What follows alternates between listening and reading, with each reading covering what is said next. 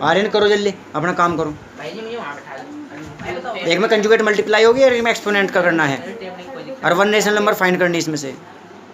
क्या भैया? और एक्सपोनेंट के कितने 5 फॉर्मूले लिखने हैं और फैक्टर के 8 फॉर्मूले लिख रहे हो 11 में से। 11 लिखवा रखे वैसे तुम्हें, समझिए। ये तो नोट हो गया क्यूब। तो एक तो कल में जब आओगे ना, कल तुम्हारे 20 तक तो स्क्वायर देखूंगा सभी के, ध्यान रखिए। वो मैंने पहले लिखवाए हुए इसलिए मैंने दोबारा लिखवाई नहीं आज, और ठीक है। और एक क्यूब ले हो तो बस यही काम चल जाएगा, बस देखने बस को, ठीक है।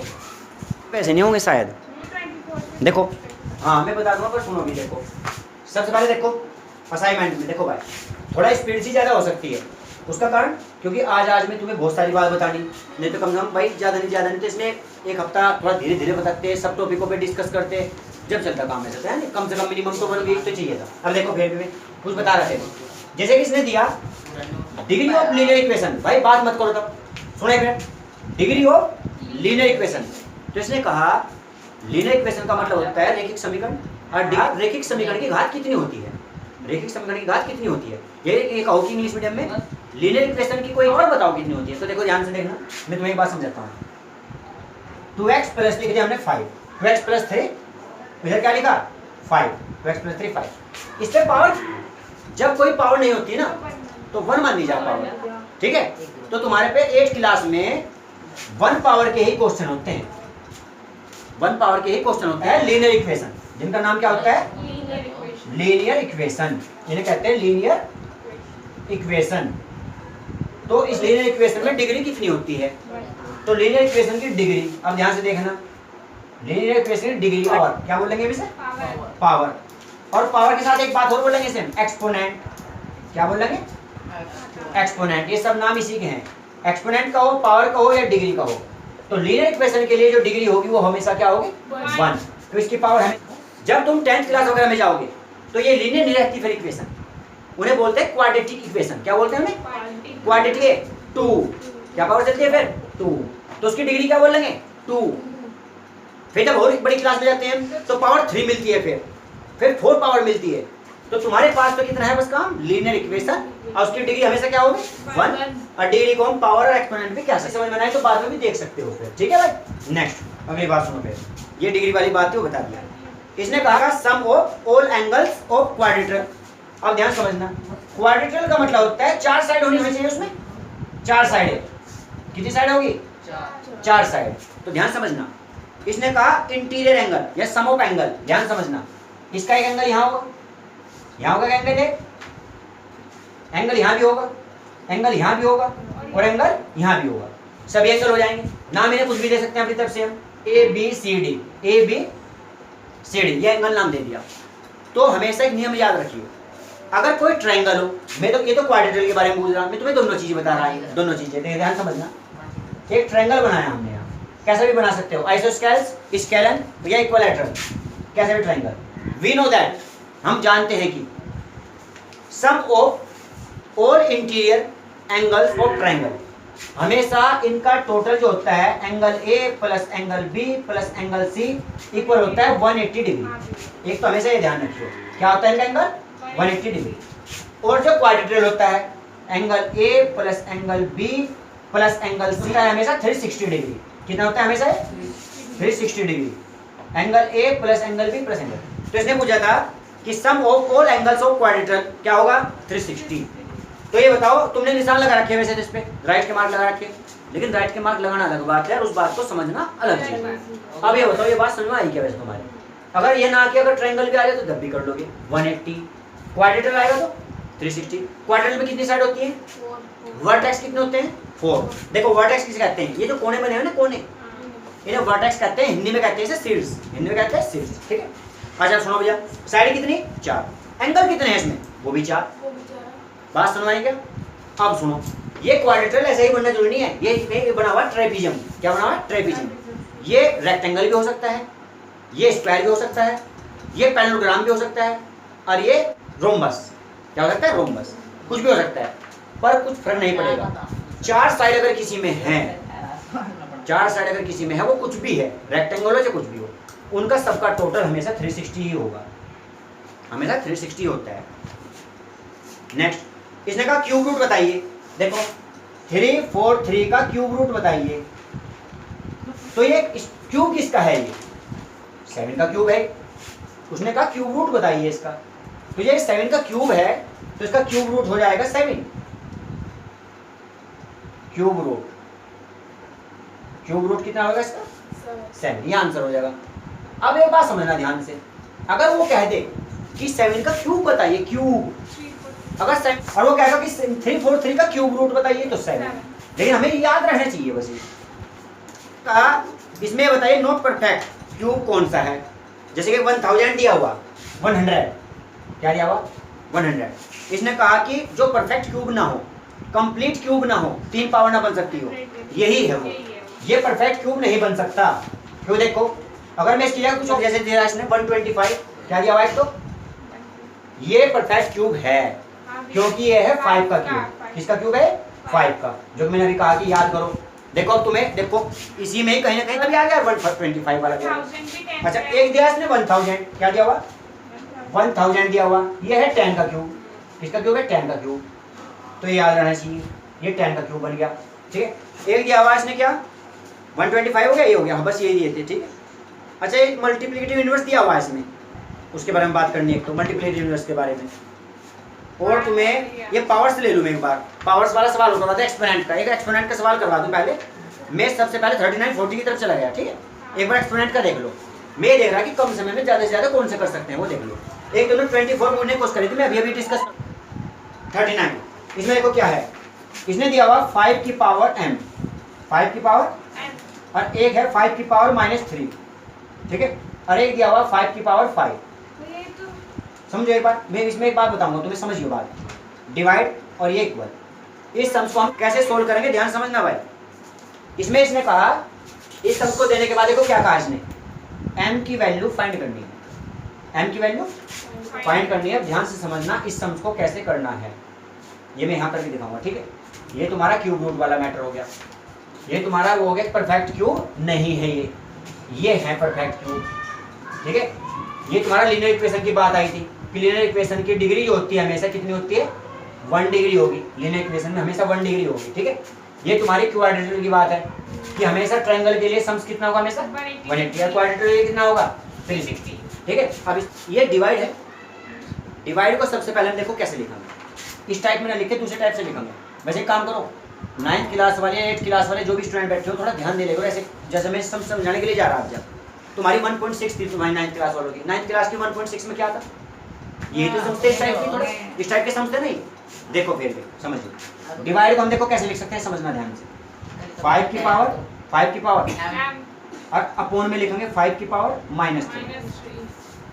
क्लियर होगी बात? ये सामने क्या लिखेंगे? 5 की पावर 5। बताओ पहले ये वाला पॉइंट समझ में आ गया कि जो डिवाइड को हम ऐसे वाला डिवाइड बना दिए, समझ में आया क्या? देखो तुम्हारा वही पॉइंट आएंगे, देखो जो तुम्हारे फॉर्मूले हैं, देखो ध्यान से समझना।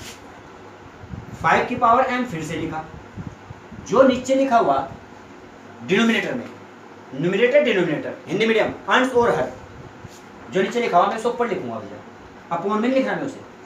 तो अब ये पावर जो है ना माइनस के ना करके प्लस की होगी ऑटोमेटिकली, और प्लस लिखने की कोई जरूरत नहीं। बताओ पहले बात सुन में। अब यहाँ तुम मल्टीप्लाई लगा सकते हो। अब ये बताओ ये अपोन में रहा है या ऊपर चले गई पावर? ये ऊपर। और ये 5 की पावर बताओ कितनी लिखोगे? 5 की पावर 3, 5 की पावर 5 लिखोगे जो है ये। देखो ध्यान से, फिलहाल ये बात बताओ समझना है क्या? अगली पॉइंट समझना, देखो अगली पॉइंट। लो बताओ ये नीचे से ऊपर चला गया तो पॉजिटिव पावर होगी क्या? बस ये समझ लो। अब नेक्स्ट देखो, ये मल्टीप्लाई लिख रहा है। देखो यहाँ आर्यन मल्टीप्लाई है।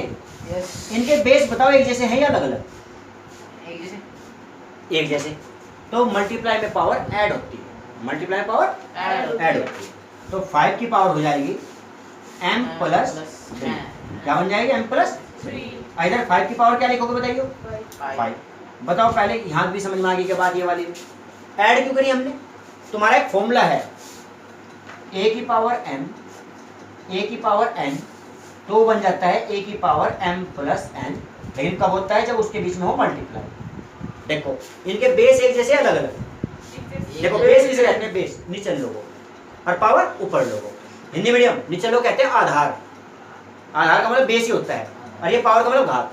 ठीक है, तो इनके बेस एक जैसे, तो पावर मल्टीप्लाई में वैसे कर रहे हैं, तो क्या हो जाएगी? पावर ये ऐड हो जाती है। क्या हो जाती है? ऐड। और ये मैंने तुम्हें थोड़ी देर पहले सूत्र दिखाए थे, फॉर्मूले सारे को, सभी को दिखाए थे फॉर्मूले। 9th पे भी है ये, 8th पे भी है ये सब पे। तो तुम्हारे काम का ही सवाल है, हो सके तो टेस्ट करने के बाद ये नोट जरूर करिए सवाल कम से कम अपने कॉपी में, ठीक है। अब देखो यहाँ पहले समझ लो पर पहले यहाँ तो ये बात समझ में आई है नहीं आई। एक फॉर्मूला कौन सा लगाया मैंने इसमें बताइए, ये वाला।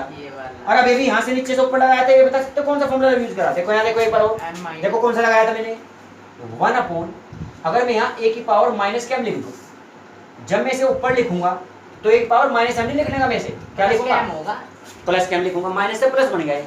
तो ध्यान से देखो यहाँ भी 5 की पावर कैसी 3 थी, माइनस की 3, अब कैसी 3 लिखी, ध्यान से देखिए, क्योंकि अपोन में नहीं है, जो अपोन में डिवाइड में रख रखा है। अब देखो सीखो यहाँ इनका बताओ बेस एक जैसा आ गया, यस इक्वल भी है के बीच में, तो इनकी पावर की कंपेयर करेंगे, पावर की कंपेयर, यहाँ लिख सकते हैं वर्ड कंपेयर। पर ध्यान से देखो कैसे करूंगा मैं, m + 3 = 5, यानी इनकी क्या उठाना है, बस पावर्स उठानी, इसकी भी पावर उठानी, इसकी भी पावर उठानी, घात उठा लेंगे, क्या लेगा घात, इसकी भी घात, इसकी बात। कभी उठाते हैं घात बताइए पावर, जब इनके बेस एक जैसे हो, आधार एक जैसे उठा ली पावर। अब देखो सवाल कैसा बन गया है, तुम्हारे पास एक चैप्टर है लीनियर इक्वेशन, क्या है लीनियर इक्वेशन, वेन वेरिएबल, जिसमें सिर्फ कांस्टेंट भी एक होता है, घात भी पावर भी एक होती है। m की पावर कितनी है बताइए, m की पावर 1, रेखिक समीकरण कहते हैं हिंदी में, क्या कहते हैं रेखिक समीकरण, एक घात वाले कौन से होते हैं, एक घात वाले, एक पावर वाले। अब देखो अब यहाँ से क्या करेंगे हम, m वाले एक तरफ, बिना m वाले एक तरफ, वही करेंगे काम। देखो तुम्हें सिखाई भी पिछली बार ये, p वाले एक तरफ, बिना p वाले एक तरफ, तुम्हें करवाता था मैं सबको पूरे बैच को एक तरफ मरीज। हाँ देखो ध्यान समझना, देखो m तो रहने दो यहीं, m अकेला ही है, इक्वल लगाया, 5 भी उधर ही रहने दो। अब देखो पहले ये तो बताता था मैं, बराबर से किधर है 5, राइट हैंड पे, मैं राइट और लेफ्ट बताता था, राइट लेफ्ट, ध्यान समझो। तुम सब कहाँ पे खड़े ये बताओ, पहले इक्वल पे खड़े, तुम सब कहाँ खड़े, इक्वल पे। तो ये बताओ मुझे, इक्वल पे जब खड़े 5 तुम्हारे राइट हैंड पे है लेफ्ट पे है, राइट पे। अब दोबारा फिर इक्वल पे खड़े था, अब बताओ 5 राइट पे है लेफ्ट पे है, अब भी राइट पे। पहले भी कहाँ था, राइट हैंड की तरफ, अब भी कहाँ है, राइट हैंड की तरफ। तो इसका कोई चिन्ह बदलने की जरूरत नहीं, इसका साइन ऐसे रहेगा। पर दूसरी बात सुनो, अभी हम यहाँ पे खड़े, ये बताओ 3 कौन से हैंड पे है तुम्हारे, लेफ्ट हैंड की तरफ, 3 कौन से हैंड पे है, लेफ्ट हैंड की तरफ। लेकिन ये बताओ अब 3 कौन से हैंड पे है तुम्हारे, पहले लेफ्ट पे था, अब राइट पे जा लिया। देखो ध्यान से सब, जब हम बराबर पे खड़े हैं इक्वल पे, पहले कौन से हैंड पे था ये, लेफ्ट, खब्बे हाथ की तरफ, दाएं बाएं हाथ की तरफ, ठीक है। अब हम देखो इस पे यहाँ पे खड़े हैं, अब कौन से हाथ की तरफ पहुंच गया, 3 उधर। अब ये प्लस करने आने का, माइनस का हो जाएगा, समझिए क्या, जो इधर से इधर लेके जाते हैं चिन्ह बदलना है, उसका चेंज करना पड़ता है। 3 को लेके गए उधर।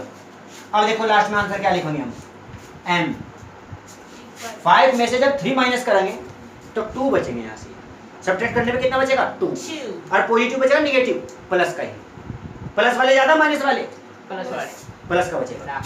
तो m बराबर कितना बचा 2, और ये तुम्हारा क्या है आंसर। बात बताओ समझ में आई गई।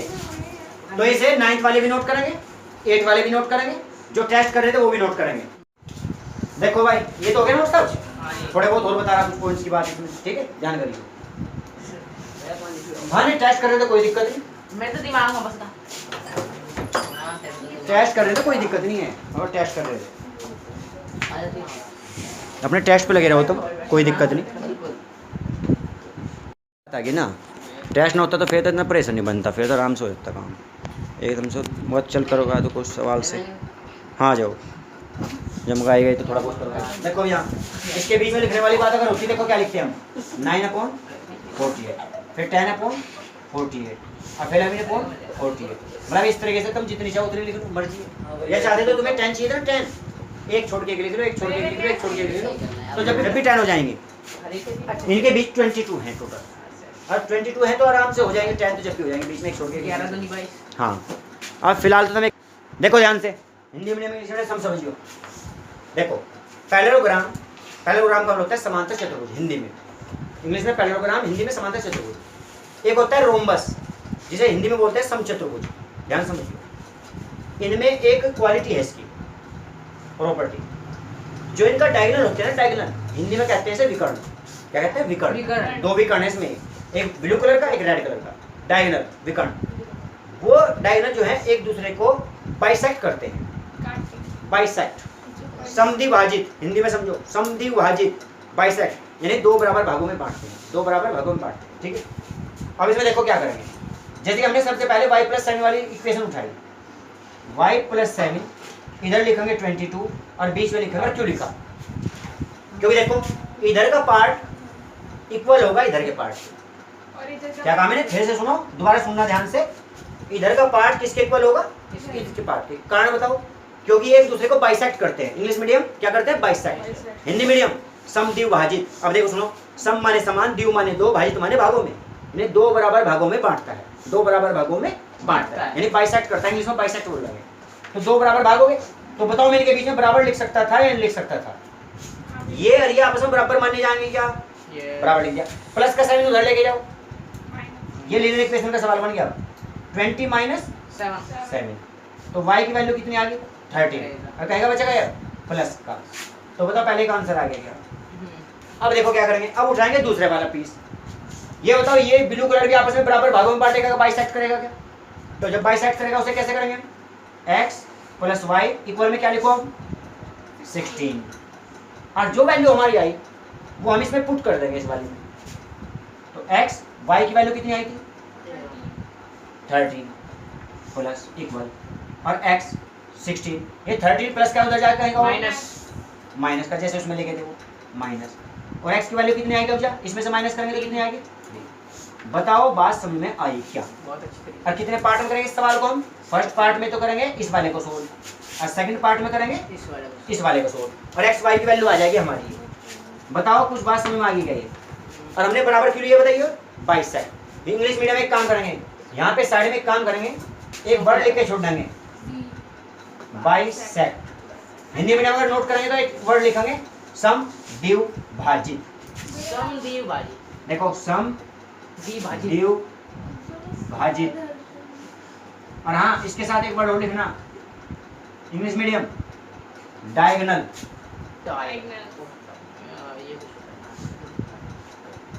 इंग्लिश मीडियम, हिंदी मीडियम विकर्ण। ये कुछ वर्ड से साइड में नोट कर लेना, उससे तुम्हें पता लग जाएगा कि ये क्या करने की कोशिश करी थी यहाँ से।